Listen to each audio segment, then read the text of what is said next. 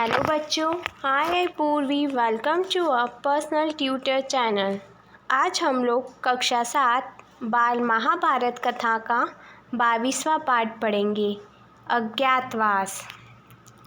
सब अपना अपना भेष बदलकर राजा विराट के यहाँ चाकरी करने गए तो विराट ने उन्हें अपना नौकर बनाकर रखना उचित ना समझा। हर एक के बारे में उनका यही विचार था कि ये तो राज करने योग्य प्रतीत होते हैं। मन में शंका तो हुई, पर पांडवों के बहुत आग्रह करने और विश्वास दिलाने पर राजा ने उन्हें अपनी सेवा में ले लिया। पांडव अपनी अपनी पसंद के कामों पर नियुक्त कर लिए गए। युधिष्ठिर कंक के नाम से विराट के दरबारी बन गए और राजा के साथ चौपड़ खेलकर दिन बिताने लगे। भीमसेन वल्लभ के नाम से रसोइयों का मुखिया बनकर रहने लगा। वह कभी कभी मशहूर पहलवानों से कुश्ती लड़कर या हिंस्र जंतुओं को वेश में करके राजा का दिल बहलाया करता था। अर्जुन स्त्री का वेश में भ्रनलाल के नाम से रनवास के स्त्रियों, खासकर विराट की कन्या उत्तरा और उसकी सहेलियां एवं दास दासियों को नाच और गाना बजाना सिखलाने लगा। नकुल ग्रंथिक के नाम से घोड़ों को साधने, उसकी बीमारियों का इलाज करने और उनकी देखभाल करने में अपनी चतुरता का परिचय देते हुए राजा को खुश करता रहता। सहदेव तंतिपाल के रूप में गाय बैलों की देखभाल करता रहा। पांचाल राजा की पुत्री द्रौपदी, जिसकी सेवा टहल के लिए कितनी ही दासियां रहती थी, अब अपने पतियों की प्रतिज्ञा पूरी करने हेतु दूसरी रानी की आज्ञाकारिणी दासी बन गई। विराट की पत्नी सुदेशना की सेवा सुरक्षा करती हुई रनवास में सेरंगधी के नाम से काम करने लगी। रानी सुदेशना का भाई कीचक बड़ा ही बालिक और प्रतापी वीर था। मत्स्य देश की सेना का वही नायक बना हुआ था और अपने कुल के लोगों को साथ लेकर कीचक ने बूढ़े विराट राज की शक्ति और सत्ता में खूब वृद्धि कर दी थी। कीचड़ की धाक लोगों पर जमी हुई थी। लोग कहा करते थे कि मत्स्य देश का राजा तो कीचक है, विराट नहीं। यहाँ तक कि स्वयं विराट भी कीचक से डरा करते थे और उसका कहा मानते थे। जब से पांडवों के 12 वर्ष के वनवास की अवधि पूरी हुई थी, तभी से दुर्योधन के गुप्तचरों ने पांडवों की खोज करनी शुरू कर दी थी। इन्हीं दिनों हस्तिनापुर में कीचक के मारे जाने की खबर फैल गई। यह खबर पाते ही दुर्योधन का माथा ठनका कि हो न हो कीचक का वध भीम ने ही किया होगा। यह दुर्योधन का अनुमान था।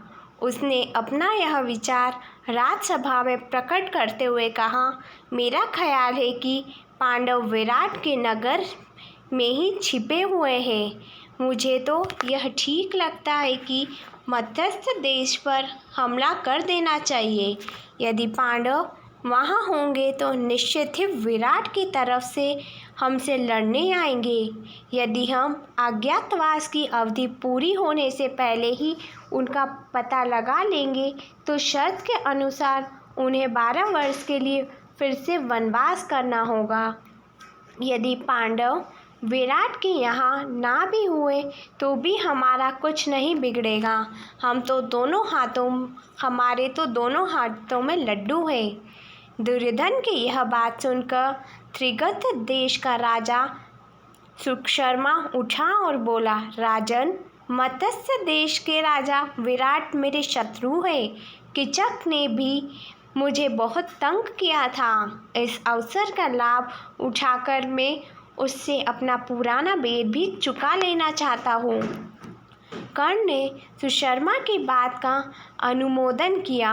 फिर सबकी राय से यह निश्चित किया गया कि विराट के राज्य पर राजा सुशर्मा दक्षिण की ओर से हमला करे और जब विराट अपनी सेना लेकर उसका मुकाबला करने जाए तब ठीक इसी मौके पर उत्तर की ओर से दुर्योधन अपनी सेना लेकर अचानक विराटनगर पर छापा मार दे। इस योजना के अनुसार राजा सुशर्मा ने दक्षिण की ओर से मत्स्य देश पर आक्रमण कर दिया। मत्स्य देश के दक्षिणी हिस्से पर त्रिगर्तराज की सेना छा गई और गायों के झुंड सुशर्मा की सेना के कब्जे में आ गए। कंस युधिष्ठिर ने विराट को सांत्वना देते हुए कहा, राजा चिंता ना करें, मैं भी अस्त्र विद्या सीखा हुआ हूँ। मैंने सोचा है कि आपके रसोइये वल्लभ अश्वपाल, ग्रंथी और तंतिपाल भी बड़े कुशल योद्धा है।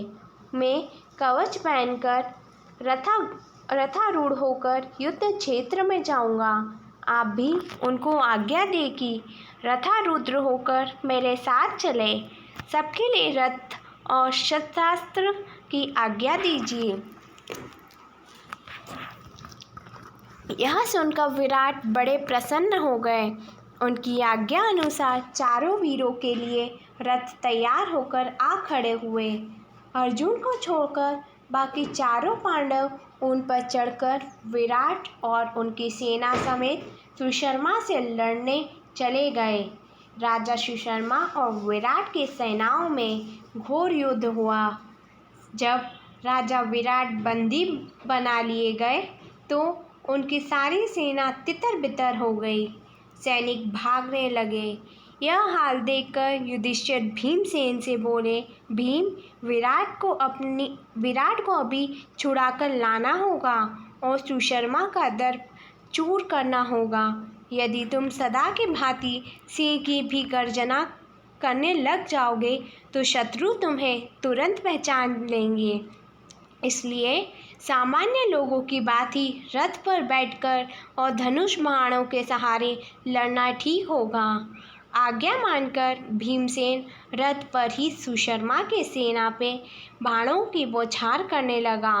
थोड़ी ही देर की लड़ाई के बाद भीम ने विराट को छुड़ा लिया और सुशर्मा को कैद कर लिया।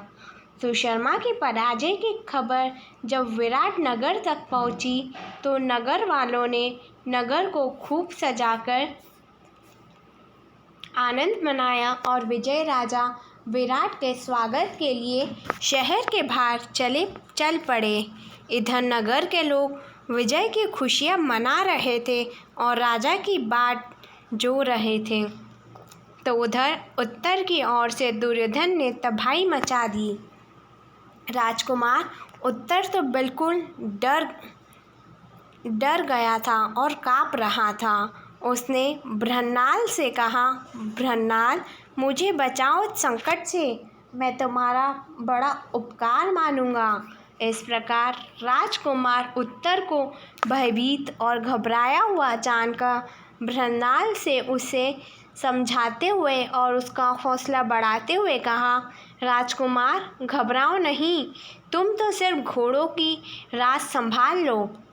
इतना कहकर अर्जुन ने उत्तर को सारथी के स्थान पर बैठाकर रास उसके हाथ में पकड़ा दी।